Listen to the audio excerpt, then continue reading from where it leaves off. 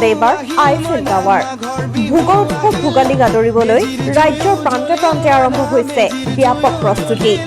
চেনেহৰ ভোগালী বিহুটিক আদৰিবলৈ উত্ৰাৱল হৈ পৰিছে অসমীয়া চহা জনজীৱন। গোলাঘাটৰ ফৰকাটিঙৰ দৰৌজান হাবিচু অঞ্চলত ইতিমধ্যে নিৰ্মাণ সম্পূৰ্ণ হৈ উঠিছে ভোগালীৰ উৰুকাৰ ভেলাঘৰ।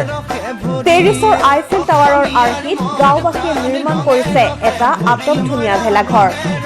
বাঁহৰ কামিৰে সুনিপুণভাৱে নিৰ্মাণ কৰা আইফেল টাৱাৰ সদৃশ ভেলাঘৰটোৰ বাকৰিতে উৰুকাৰ নিশা হাঁহে মাহে এসাঁজ উদৰ পূৰাই খোৱাৰ মনস্থ কৰিছে গাঁওবাসীয়ে।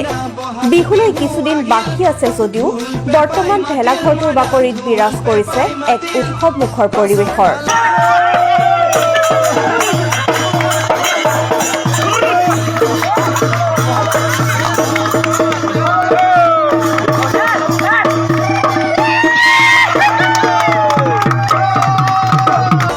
মুঠতে ভোগৰ উৎসৱ ভোগালীক আদৰিবলৈ এতিয়া এইদৰে তৎপৰ হৈ পৰিছে গোলাঘাটৰ ফৰকাটিং দৰৌজান হাবিচুকবাসীয়ে।